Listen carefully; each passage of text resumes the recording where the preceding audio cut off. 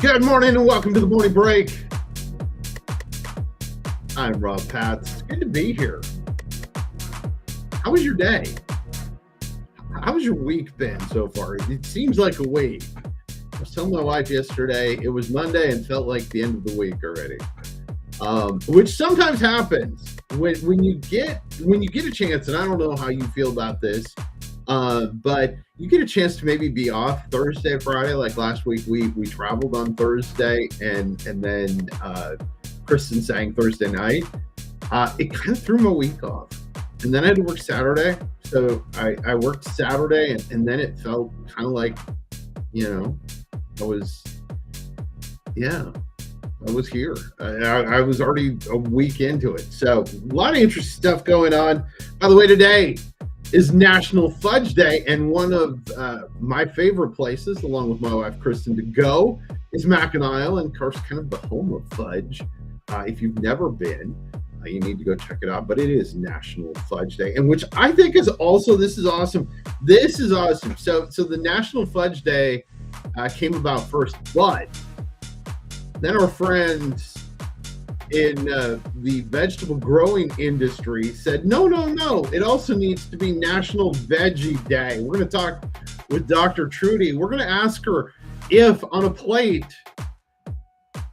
there are some veggies or a piece of fudge. Which one is she going to select? We'll talk about that coming up. Dr. Trudy with us. We've got a great question for Ask Dr. Trudy. That is to come.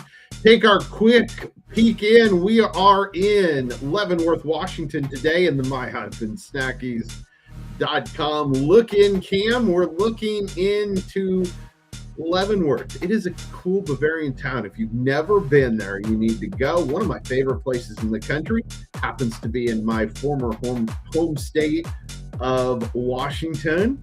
I, of course, now live in the beautiful Midwest in Ohio, but Leavenworth is one of those places. If you like Bavarian food, if you like some good schnitzel, if you like some good pretzels with cheese, if you like any of that kind of stuff, you're going to find it in Leavenworth. Beautiful place up in the mountains. Gorgeous weather there right now as we did the my-snackies look-in camp. And just great stuff though. That is one of those places that I will forever, ever love is Leavenworth, Washington. It's up in the mountains. It's gorgeous drive from Seattle there, or from Eastern Washington if you're coming from that direction. And it's not as, okay, got to be honest with you. If you're coming from Eastern Washington to Leavenworth, it's still pretty, but not nearly the beautiful drive that it is if you leave out of Seattle and head to Leavenworth. I swear I should be on their Chamber of Commerce for Leavenworth, because I think it's about the fourth or fifth time in less than a year that the look-in cam has gone to Leavenworth. Very special place for me, and just a wonderful place to go and hang out, whether you go for a day or a weekend. It's one of those places. It's not as cool as Mackinac, because of course there's cars and all kinds of stuff, but a very cool place to go. Mackinac Island. My wife and I are talking about our trip this year to go to Mackinac. Now, the thing that we've talked about here on the show is that a lot of people are driving for their vacations. Okay. So we are going to drive to get to the ferry to go to the island of Mackinac. But it's not really our trip. That's we do that for our anniversary every year. We were married on September 3rd. And so every year around Labor Day, we go to Mackinac Island. Now, our big trip this year is going to, with family, we're going to Puerto Rico, which immediately, and then I, of course, think of the song. If you know the trending song right now, you're probably singing it also. But we're flying. But the interesting thing, almost 70% of people this year for their family vacation or their summer trip, they are driving. So the great folks at my-snackies is a great thing to take along. Remember to mention them when you order. Mention us when you order from them. And the other thing you should always have is some great coffee. We want to thank the great folks at 7 Weeks Coffee. It's 7weekscoffee.com.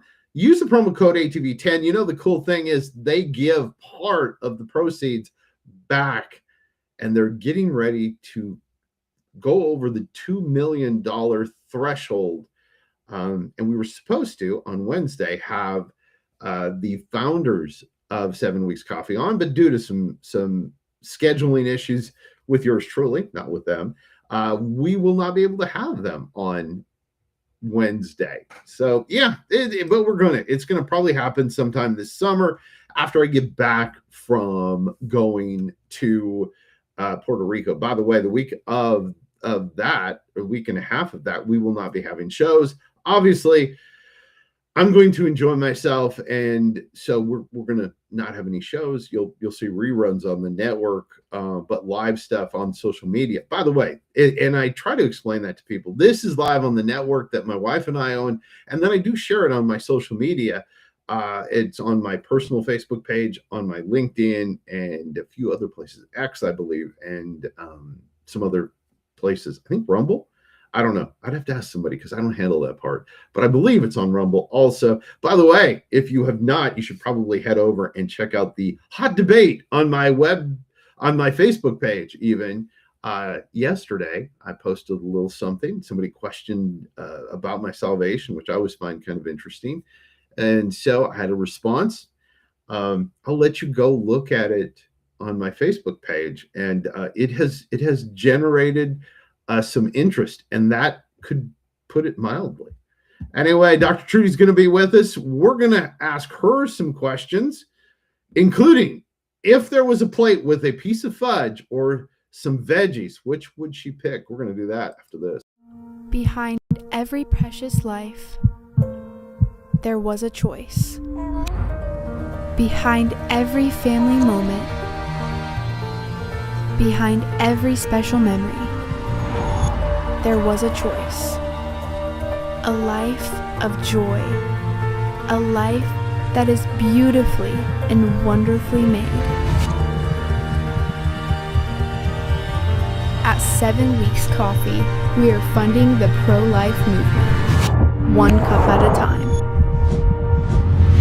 Will you let your coffee serve a greater purpose?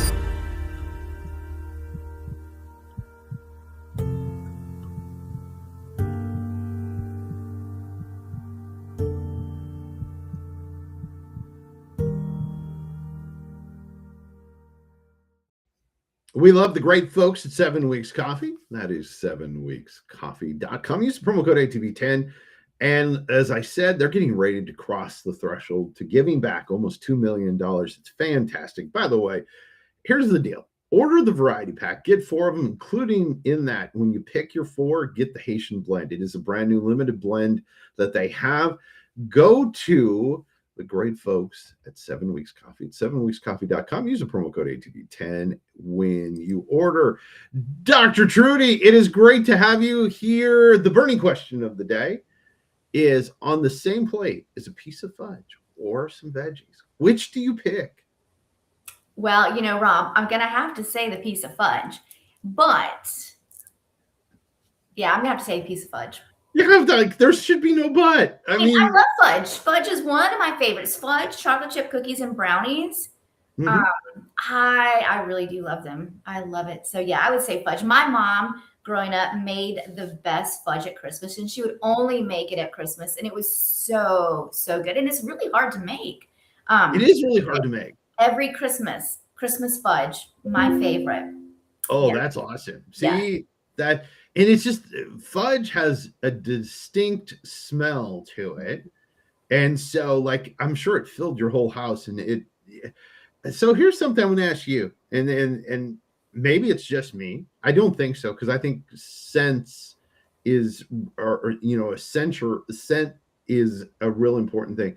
Like, if I smell, like, my mom loved to cook with onions. So we always had fried onions and a lot of things. That's good. So I smell that and it flashes me back. Does that do it for you? Do scents do it for you? Do you go, oh, I remember this, or I remember that? Yeah, a certain scents do. Yeah. Especially, you lost your mom right after I lost my dad. And there's a lot of senses. My dad was a smoker. So when I smell smoke, I think about my dad. It does bring me back. And then other things, yes, do. Absolutely. See, and the one thing that's very interesting is I was walking through a department store, and they had Chanel number 5. That was what my mom wore. My mom was a Chanel. She dressed in Chanel, so she liked Chanel stuff, Right. and it was just like that. It was like it flashed back to me being a little kid, Mm. and her in the car with her, and we would, of course, dad being a pastor, he would go early, and then we would get to church later, and my mom going as we were getting ready, and it was flashback. I could see us in the car when I was a little kid getting ready to go into church. And Great. so Those are great memories, though. Great memories of. Oh yes. And I think that's kind of it. Now I want to talk about something, because you just got done, and if you don't follow Trudy on social media, you should. Trudy just got done running farther than I've driven in the last 2 days. And so tell us a little bit of how it went. I know it was hot, but tell us how it went. It was hot. So yes, I finished over the weekend a 100-mile run in 24 hours, raising money for childhood cancer in honor of my dad, who died 2 years ago of cancer. So I started at 3:30 in the morning, and my good friend showed up to start me off, and my amazing husband showed up to put all the tent up, because for 100 miles you've got to eat, you've got to drink, you've got to sit. So he set up the whole tent at 3:30. And we started running, and I didn't stop. Well, I did stop. I mean, it was hard. Let me just say it was hard. It was harder than last year. I wanted to quit many times. But the Lord kept bringing people along, showing up just to continue, encourage me to keep going. At one point, I mean, it started pouring down rain. It was like hail, like plummeting down on us. So it was hot, and then it was raining, and then it was steamy. But God just kept showing up along the way, and I wanted to quit at mile 62. And then I had my clients show up just out of the blue from a wedding at mile 62 and run. And they had just been to a wedding. So run in their wedding attire half a mile to get me to that next mile. And then I had a guy named Rich Reed, who I adore. He's an ultra marathoner as well. He showed up, and he was just like, all right, we got one more mile. And so I finished, and it was amazing. And the stories that I got to hear of other people who have lost family members to cancer or who are struggling with cancer, it was just so beautiful. It was just a time of healing for so many people. And then I raised enough money to help 5 families, struggling with childhood cancer. So I'm a little tired today, a little hungry. That's why I would eat the fudge. And but yeah, looking forward to next year. Now, I love what you just said, that you heard stories. Tell us one of the great stories you heard while you were out running. So I was running, and people are like, what are you doing? You're doing 100 miles. I'm like, yeah. He goes, this one gentleman goes, well, you look really good. Your stride's really strong. And so I start telling him more about the race. And he says, he's like, well, my dad, this was the last place I walked with my dad, because I'm doing 100 miles on a 1-mile track around a park. And he goes, this is the last place I walked with my dad. And he died of pancreatic cancer. I had 3 months from start to finish with him. So he has a bench, a memorial bench for his dad that's right underneath the tree, has a beautiful saying on it. And he goes, I come out here and walk every day just to be close to my dad, which is beautiful because I run by that bench every single day. And Rob, I have to tell you, I had a dream about my dad even before I met this man the other day, that my dad was sitting on a bench cheering for me. And it just, when he told me that story on Saturday, I just lost it, And so, lots of tears, but it was just the Lord bringing someone at the right time to share his story of losing his dad, and how he was honoring his dad. So I had lots of those stories. I had a police officer who came to say, hey, what are you guys doing here? And so Brian, my husband, told him, and he came back 5 times that day to check on me, to make sure I was still going strong, make sure I didn't need anything, make sure no one was bothering us. It was just one thing after another. Hearing people's stories of their own struggles, because when you're doing 100 miles, you're struggling. And so people will come alongside you, they'll walk with you and talk with you, and then they'll start sharing their struggles with you. And so it's just real stories about real people, because life is hard sometimes, Rob. It really is. So I have a couple of questions because I've never run that far. And so my question is, you have to eat something. What do you eat? Like what keeps your body going? Because at some point it must just run on empty. Yeah. And if we're not careful, we will run on empty and then we run out. But I mean, I started the morning off with a with a bagel with honey and butter and a banana. And then I had Chick-fil-A at 7:30. Then I had peanut butter and jelly sandwiches, and then I had chicken noodle soup, and then I had Cliff Bars. I had a whole bag of Lay's potato chips. I just had food. And then my husband brought me a Starbucks sandwich. I had chocolate chip cookies. I had potatoes with butter and tomatoes with salt and pickles, just to get the salt in me. The potatoes, very, very hearty. And so just throughout the day, I would eat and drink, and Skittles. I had Skittles. Yeah. So how often, here's my question, and then we're going to get into serious stuff, but I had this question. How often did you change shoes during the run? 4 times. Okay. That was my guess. I was going to say. So basically a marathon in each pair of shoes, and then they were done. Yeah. Yep. And I put cream on my feet every 10 miles. Because last year I didn't, and I couldn't walk for over a week because I had so many blisters on my feet from running on the rocks and the gravel that I couldn't walk. So this year, every 10 miles, I would stop, soak my feet in ice, and put, and today I can walk, which is great. That is awesome. So last question before we get to the serious stuff, because you made me think of this then. So how long did you, because you said you changed shoes, how long were your breaks where you would stop for a little bit? How long were those usually?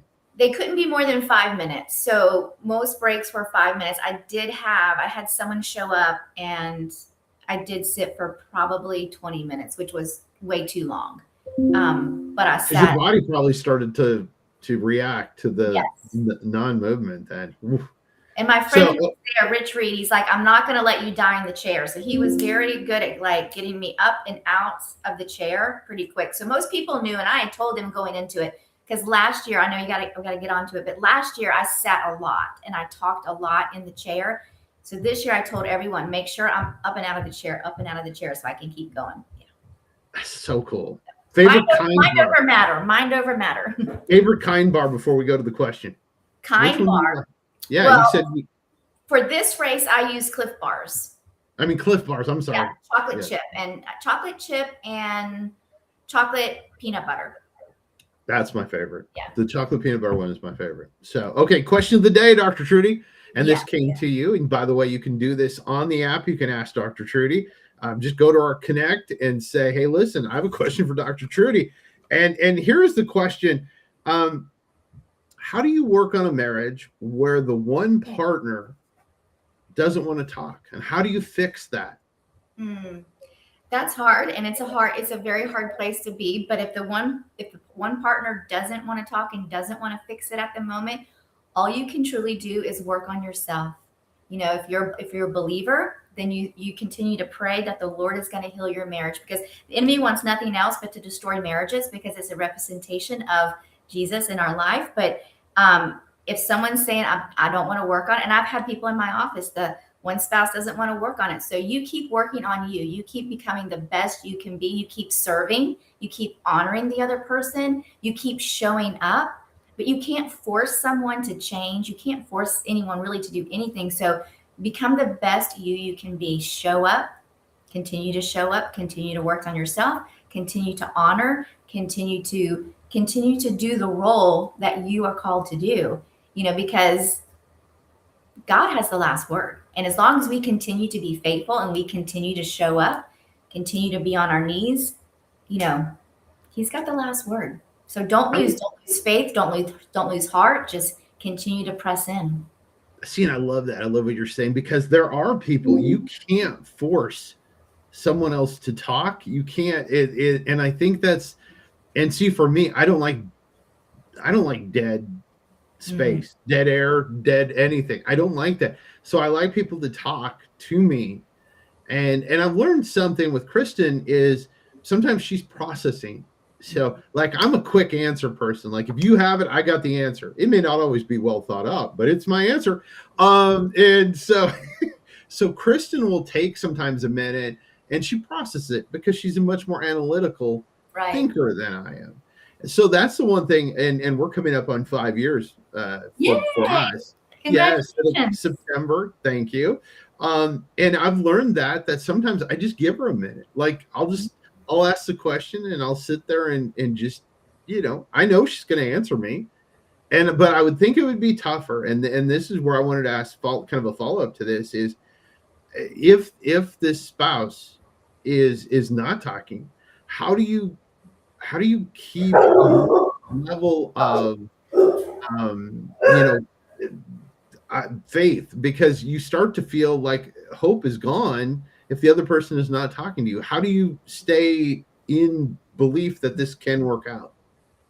I mean, Rob, it takes a lot of work. It really does. I mean, I think about one couple that I had come in where one didn't want to work on it. And I just had to keep reminding one of the spouses, you've got to stay strong. You've got to stay on your knees. It may look like it's over, but it's not over. You've got to remain faithful to your faith. You've got to remain steadfast. So a lot of times when marriages are rocky, it's one person is struggling with something, right? So much, whatever that may be. And if you come at it any other way than I'm here to love you, I'm here to support you, I'm here to be the anchor right now, then that is going to shut the other person down a lot more. And so, we always say, let's give 100% or 50%. I always say you need to make sure you're giving 250%, because if you're not giving your all, then you got a long way to go. And so it takes a lot. I mean, marriage is hard in and of itself. And when there's disagreements, arguments, when there's, what if you're going through a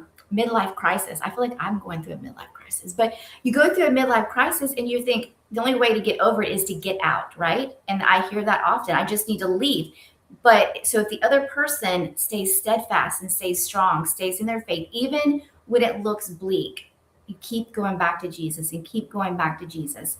9 times out of 10, it ends well. The road merges back together and you're better off. It's like building back better versus, letting it end. I mean, what bridge do you want to die on, right? It's like, do you want to fight for your marriage? Well, then fight for your marriage and do what it takes to fight for your marriage.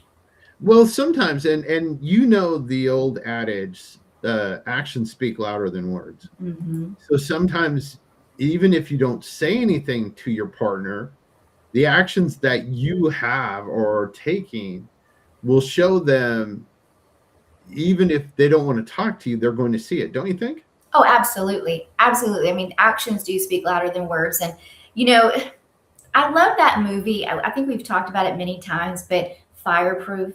Remember the movie Fireproof? And he had said you need to be getting a PhD in your spouse, but also she didn't want reconciliation, but he did what you just said. He continued once he figured out that he wanted to make his marriage work and it was in trouble. He continued to do it. Even when she threw the flowers in the garbage, even when she walked away, when he had the dinner table set, he kept pursuing her. He kept doing those things. And in the end, I know that's just a movie, but it does happen in real life too. You continue to do the work, continue to make your home an atmosphere of love and peace and acceptance and grace. I mean, I always tell people, you're not supposed to be a doormat. That is not what I'm saying, but we are helpmates for each other, right? Mm-hmm. And so continue to be that helpmate in the darkest hours.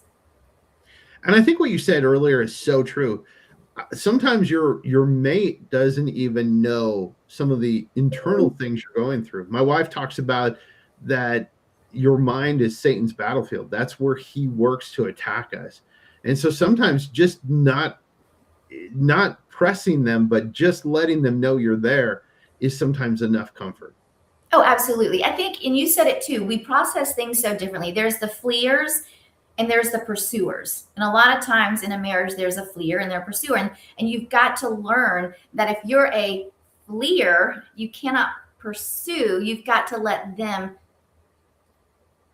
I can't talk today because I just ran 100 miles. Sorry. You've got to let them process everything that's going through, because if you pursue them and keep trying to pursue them, that's when they're going to shut down even more. And so you've got to let the process take its place, or take its turn or its toll, so that they can process everything, so that then they can speak it out, because you don't want to continue to pursue someone who's shutting down, because you're just going to make them shut down more.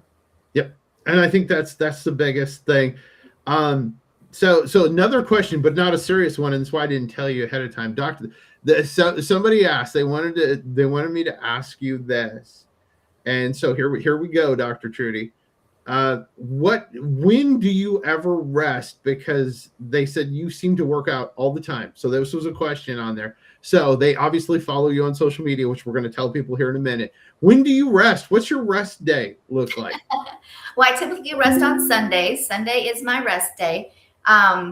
And, I don't really work out as much as people think, but, training for 100 miles is a lot of work, and I needed to put the effort in. But I am taking 4 days off next week and going to the beach, going to rest then, and then I'll pick back up training. But, I'm probably, 25 hours a week do I work out when I'm in training mode. And then when I'm not in training mode, it's probably 2 hours a week. No, 2 hours a day.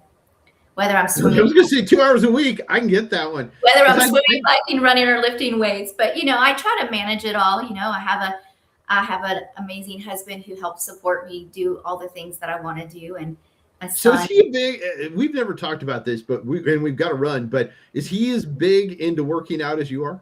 He's not. You can't have two people in a family working out, as much as I work out, and still get all the things done that we want to do. He'll go run. Like, he ran 20 miles with me on my race. Wow. So he can do it.